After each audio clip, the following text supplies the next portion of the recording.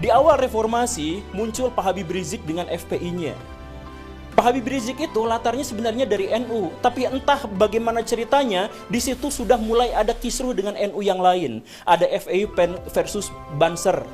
Kemudian ada kerusuhan, ada serangan di sini dan di sana dan sebagainya. Nah, ini memunculkan apa? Di antara kaum muslimin itu memunculkan satu pikiran bahwa saya tuh gak setuju dengan Habib Rizik, saya tuh gak setuju dengan gerakan-gerakannya yang radikal, saya tuh gak setuju ketika kaum muslimin terlibat dalam percekcokan yang begini dan begitu. Banyak di antara kaum muslimin yang tidak setuju itu, tapi kemudian apa? Mereka tidak berani melawan, tidak berani menentang karena itu kan Habib. Ini kan keturunan Nabi. Jadi pada waktu itu ada dilema, ada polemik sebelum polemik itu menyeruak ke media, polemik di dalam hati kaum muslimin bahwa kami sebenarnya ingin menentang, ingin mengkoreksi pernyataan-pernyataan dari Pak Habib Rizik. Tapi kami gak berani karena itu adalah keturunan Nabi. Jadi di sini ada penghormatan yang sangat besar terhadap kaum muslimin, terhadap nabinya, terhadap junjungannya. Tetapi di sisi lain ada orang yang mengklaim ini adalah keturunan Nabi dan kontroversial. Kita nggak bahas dulu soal apakah Pak Habib Rizik itu benar atau salah. Kita nggak bahas itu. Kita bahas bahwa Pak Habib Rizik memunculkan polemik pada waktu itu terkait dengan masalah toleransi, terkait dengan masalah FPI, terkait masalah hal yang semacam itu. Dan setengah dari kaum muslimin, anggaplah ya, data kasarnya adalah setengah dari kaum muslimin kemudian tidak setuju dengan ini, tapi mereka tidak melakukan apa-apa. Ketidakberanian, takut kualat, ini keturunan Nabi. Dan kemudian ketika Pak Habib Rizik agak turun dengan cerita-cerita dan drama-drama di media massa itu, muncul sesuatu yang lebih besar. Pak Habib Bahar bin Smith melakukan persekusi dan kekerasan, intimidasi terhadap orang lain, lisan maupun perbuatan, dan itu direkam, dipublikasikan kepada media-media mainstream di Indonesia. Dampaknya apa? Balik lagi, ini mana ada keturunan Nabi seperti ini? Kami merasa malu, merasa jengkel, merasa takut, merasa terintimidasi. Saya harus katakan begini Baraya, kenapa yang datang ke diskusi ini cuman saya? Dan saya katakan lebih dari setengah kolom komentar yang jumlahnya ribuan di satu video saya itu meminta saya untuk tidak hadir dalam acara ini. Kenapa? Saya mohon maaf. Dalam konteks ini pihak Robitoh Alawiyah gagal untuk menyampaikan keamanannya kepada orang lain. Pihak orang-orang dari kalangan habaib gagal untuk menunjukkan bahwa kami itu baik, rahmatan lil alamin, soleh, tulus, ikhlas, baik hati, siap mentraktir. Gagal untuk menyampaikan itu ke publik karena yang ditampilkan itu apa?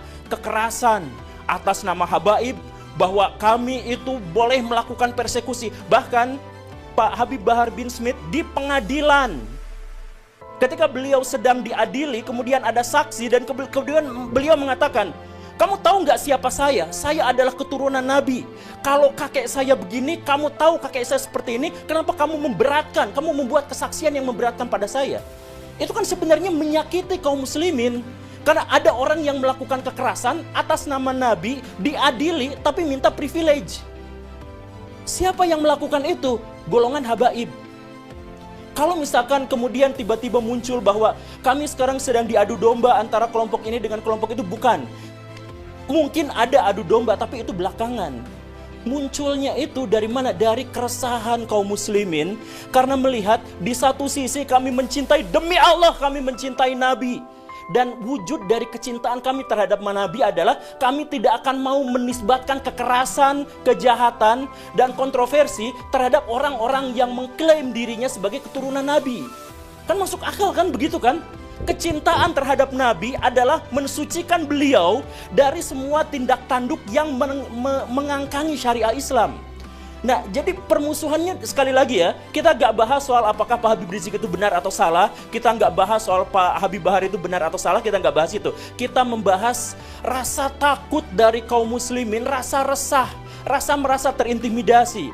Karena di satu sisi kaum muslimin sangat mencintai Nabi, tetapi di sisi lain ada keresahan bahwa Nabi dikaitkan dengan tindakan-tindakan atau simbol-simbol dari kekerasan. Itu rasa sakit hati itu belum terobati sampai akhirnya muncul di video Pak Habib Bahar yang sangat kontroversial itu, kakinya diciumin oleh santri-santri yang ngantri jalan bebek. Coba rasakan betapa sakit hati dan marahnya kaum muslimin. Coba kita misalkan bisa melihat dari berbagai perspektif. Misalkan, lihat orang-orang yang biasa orang Islam berdebat dengan orang Kristen, berdebat dengan apa, kan ramai sebenarnya di media sosial. Lihat perdebatan di antara mereka. Dan orang-orang non-muslim bawa-bawa itu. Tuh lihat, buah tidak pernah jatuh jauh dari pohonnya. Sebagai penegasan, kalau Bahar melakukan kelakuan yang seperti itu, ya begitulah nabinya. Itu ejekan terhadap kaum muslimin. Dari orang-orang non-muslim, tapi orang-orang non-muslim pun tidak bisa disalahkan. Karena apa? Karena memang Pak Habib Bahar melakukan itu atas nama keturunan Nabi. Kemudian lihat misalkan kelompok-kelompok Islam yang lebih